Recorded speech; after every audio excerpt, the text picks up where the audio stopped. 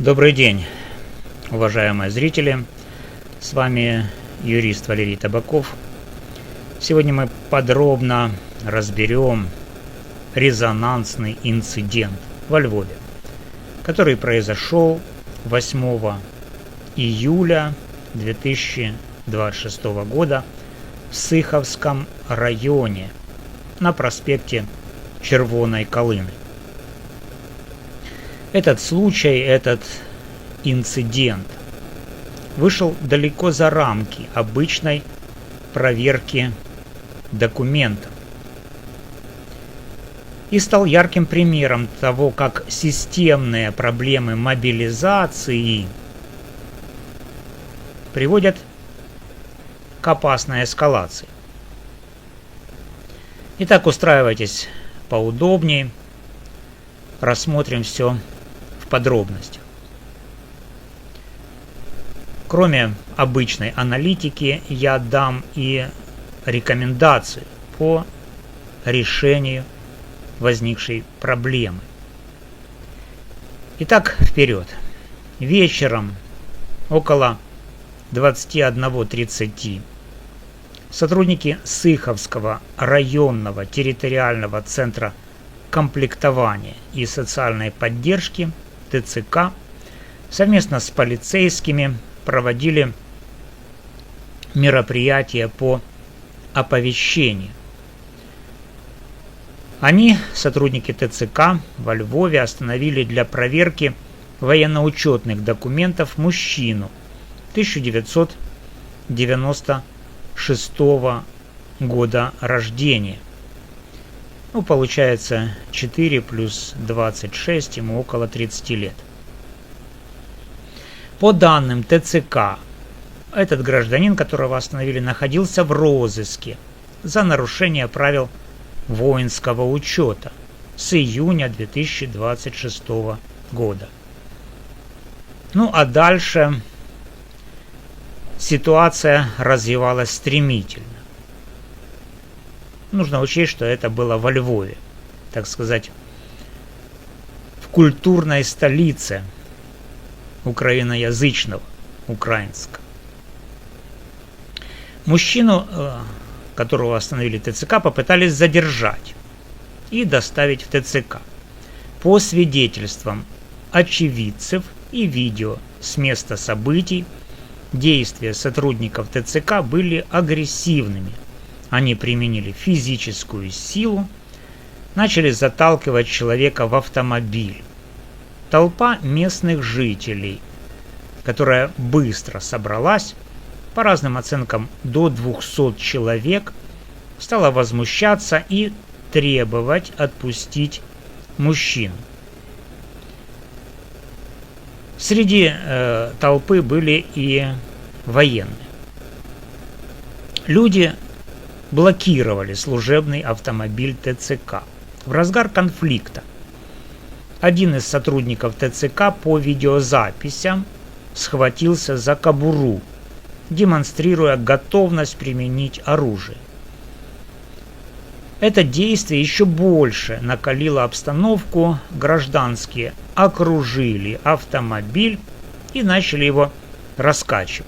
В результате повредили его и в итоге полностью перевернули. Произошли стычки, в ходе которых пострадали военнослужащие ТЦК. По официальным данным, 2 из них обратились в травмпункт. Один из участников толпы применил перцовый баллончик против сотрудника полиции. Заместитель начальника районного управления полиции получил травмы, в том числе головы. Этот инцидент длился несколько часов. Полиция и СБУ начали расследование. На данный момент установлены личности ряда участников, несколько человек задержаны, суды применяют меры пресечения в виде ареста.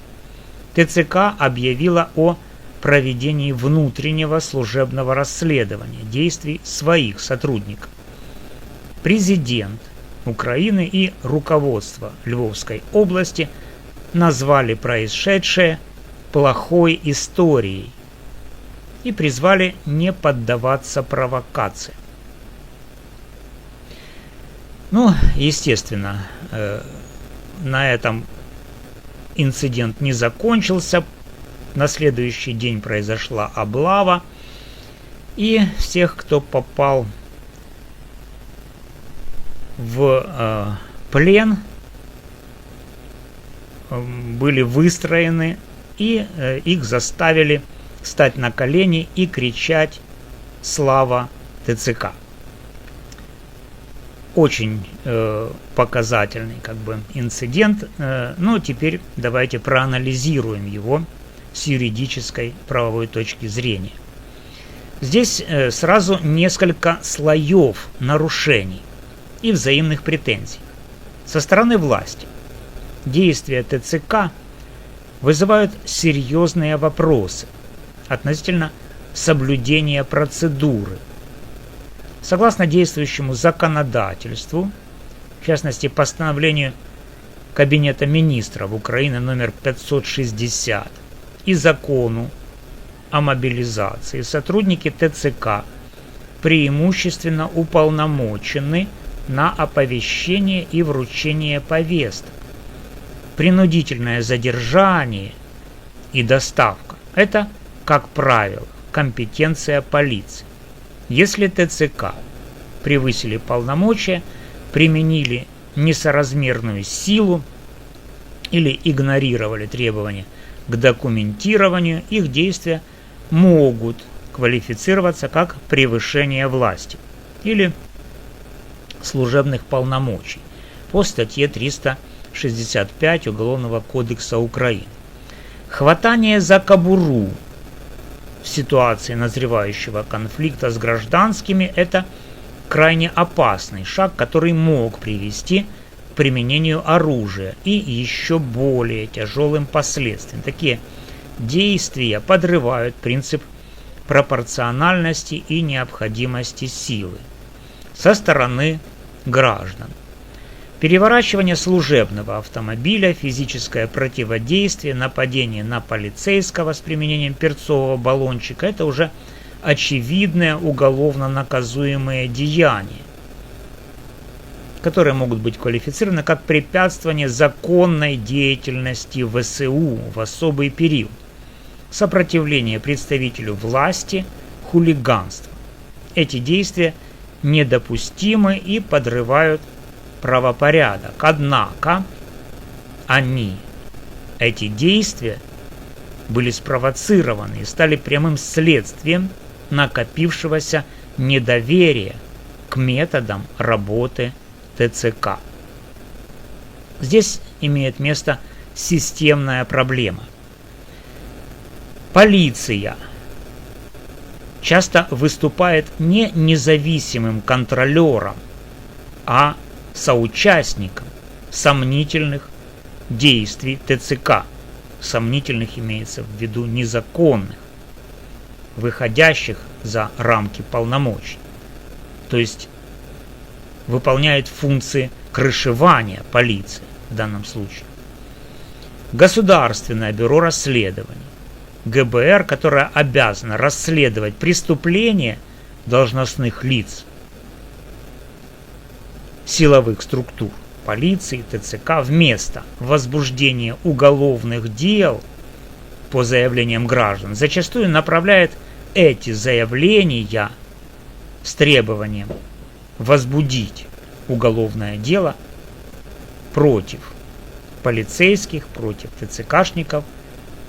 ГБР направляет такие заявления на внутренние проверки самих ТЦК и полиции. И это создает явный конфликт интересов и ситуацию, когда органы, на которые поступают жалобы, сами расследуют свои же возможные правонарушения. Такая практика приводит к формальным отпискам, отсутствию реальной ответственности и дальнейшему росту нарушений. В результате, друзья, презумпция законности действий органов власти превращается в инструмент безнаказанности. Граждане, видя системное злоупотребление, перестают верить в законность и переходят к самообороне на улице. Обороняются они против представителей силовых структур, против ТЦК и против полиции. Как может быть решена сложившаяся ситуация? Потому что мы видим, как совершаются попытки там чего-то обсудить в Верховной Раде, на комитетах, как критикуются действия ТЦК, как кого-то там вызывают для дачи объяснений на следственную комиссию. Но это не приводит к каким-либо изменениям сложившейся практики. И в конце концов вот мы видим, что все это привело к такому вот инциденту во Львове. Вы знаете, что львовяне очень гордый народ, они считают, что поскольку они говорят на украинском языке, то они по обещанию Ирины Фарион должны панувать. И вот этих людей, которые, по их мнению и по обещанию Ирины Фарион, которые должны панувать в Украине, их поставили на колени после всего и заставили кричать «Слава ТЦК!». То есть унизили, опустили по полной программе. Позорище какое, да? Так вот, как я предлагаю решить сложившуюся ситуацию? Для разрыва этого порочного круга я считаю необходимым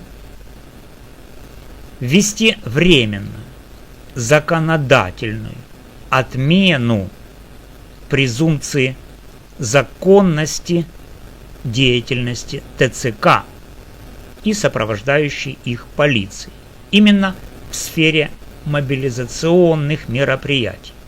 Это будет означать, что на период, например, от 6 до 12 месяцев в административных, уголовных и судебных делах, связанных с действиями ТЦК по оповещению, проверкам, задержаниям и применению силы, бремя доказывания законности каждого шага полностью ложится на представителей ТЦК и полиции.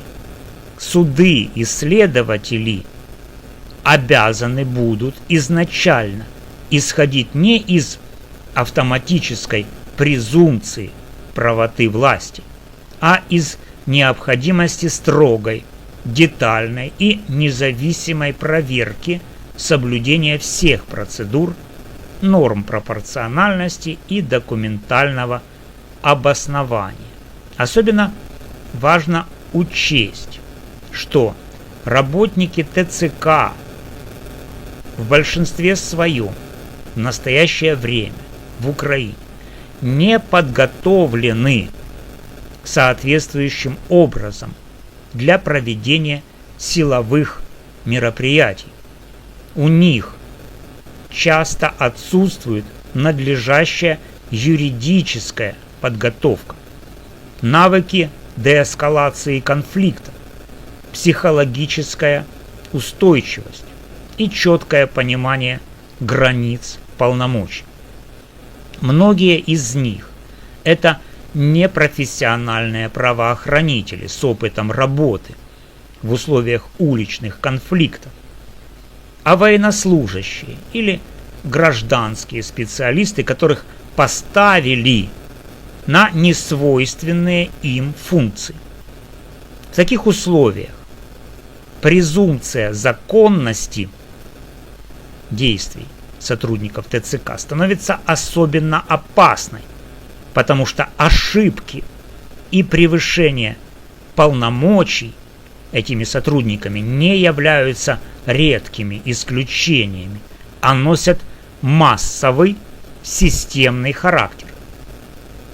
Временная отмена презумпции позволит судам и следователям более объективно оценивать доказательства, защитит права граждан и одновременно заставит ТЦК работать строго в рамках закона, минимизируя риски эскалации. Дополнительно нужно ввести обязательную видеофиксацию всех контактов, независимый общественный и прокурорский контроль, жесткую дисциплинарную и уголовную ответственность за превышение. Это не ослабит мобилизацию, а очистит ее от произвола и вернет доверие обществу. Уважаемые зрители, мы живем в условиях войны, но это не повод для правового беспредела. Закон должен работать одинаково для всех. Если вы или ваши близкие столкнулись с нарушениями со стороны ТЦК, фиксируйте все на видео, собирайте доказательства и обращайтесь за правовой защитой. Пишите в комментариях ваше мнение и ситуации, в которые вы попали. Подписывайтесь, ставьте лайки, распространяйте это видео. Только вместе мы сможем добиться системных изменений. С вами был юрист Валерий Табаков. Держитесь.